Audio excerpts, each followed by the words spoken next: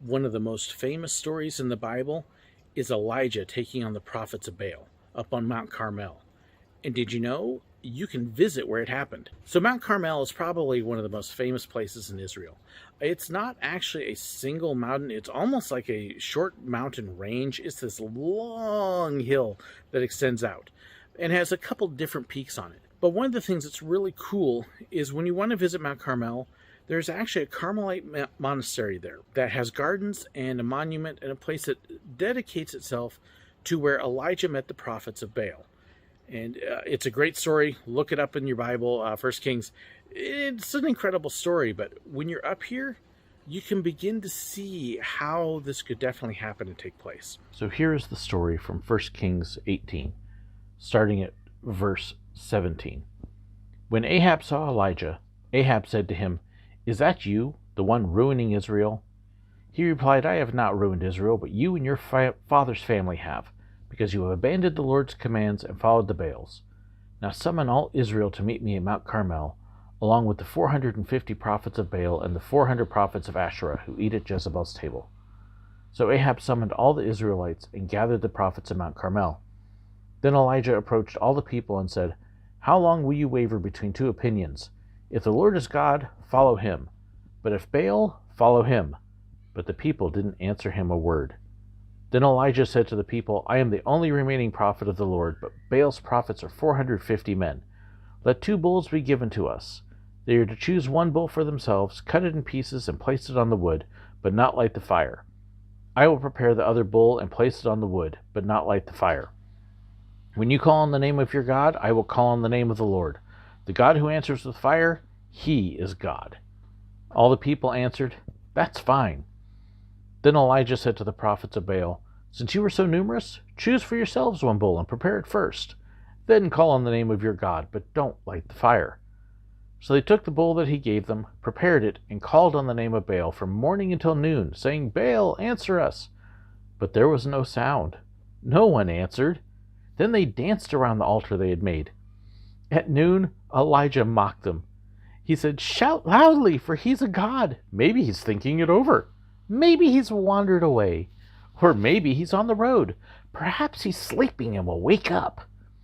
They shouted loudly and cut themselves with knives and spears according to their custom until blood gushed over them. All afternoon they kept on raving until the offering of the evening sacrifice. But there was no sound. No one answered. No one paid attention.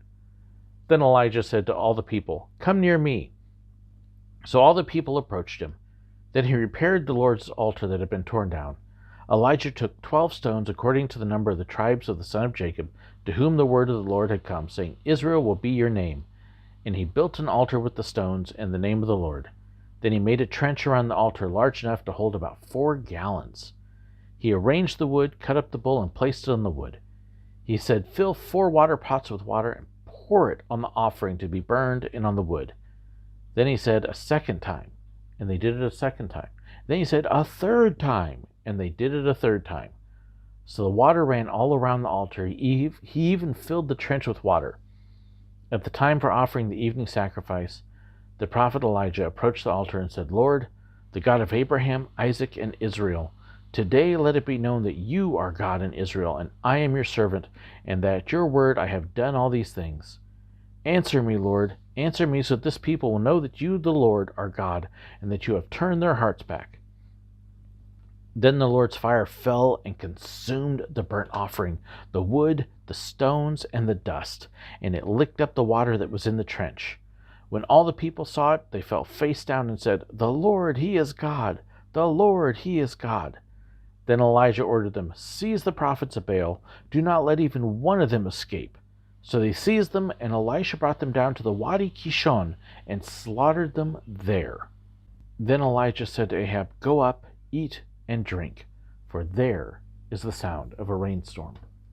So this is where it all took place. This is where it happened. You're actually looking down from Mount Carmel now to the Valley of Megiddo. This is where Armageddon is supposed to take place, a major crossroads and a major landmark here. This is where some of the people would have been watching this whole thing from. They would have seen the fire fall. They would have seen this whole entire battle. They would have seen everything as it happened. And here also looking down from the top, this is the Wadi Kishon. You can see that tree line there. This is where they dragged the prophets to. This is where they slaughtered them after they lost this contest for worshiping a false god. So again, you can see this Bible story come to life. There is a wonderful little chapel that they have built up on top, a place where you can go in, contemplate this battle, contemplate the power of God, contemplate God's victory over false gods and false worship. It's just a very pretty, quiet, serene location. I love what they've done with it here, and it's a nice place to pray. And again, you can look down, you can see all of Megiddo. You can see where Elijah, after this contest was over, this is where Elijah would have run as he got ahead of Ahab to get ahead of the flooding that was going to come, because there was rain coming. You can actually look from here all the way out to the Galilee, but you can also go around to the other side of the building and you can see the Mediterranean Sea. And it would have been this direction that Elijah was looking when he began to pray for rain. And after 3 times of praying, he saw the faintest wisp of a cloud. Just a little bit like the faint clouds in the sky here. And he would have known when that rain was coming.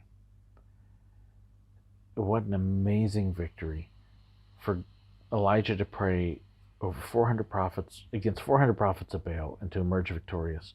For Elijah to pray for rain after a long period without rain, and to see it come in. To see the power that God moved through Elijah right up here on Mount Carmel. So I hope you enjoyed this little look at Mount Carmel. From that spot, you can see where Elijah would have prayed, and he could look out all the way to the Mediterranean and could have seen a small storm cloud beginning to come in with rain. You can see where he would have ran from the top of the hill down into the valley of Megiddo and then up to Samaria and beating King Ahab. You can picture this whole entire thing. Up on the hill, everybody would have seen this battle going on. They would have seen what would have happened. It wasn't something hidden. It was out in plain sight for much of Israel to be able to see. So just a neat location, and the views are amazing. It's definitely something that if you want to come up, it's inexpensive. I think it was 5 shekels a person to get in. That's less than $2. So, and well worth being able to walk up and see the gardens and go up on top and see the views. So I encourage you, if you get a chance to come to Israel, come check it out. You won't be sorry. Thank you so incredibly much for watching. Hope you enjoyed it. God bless.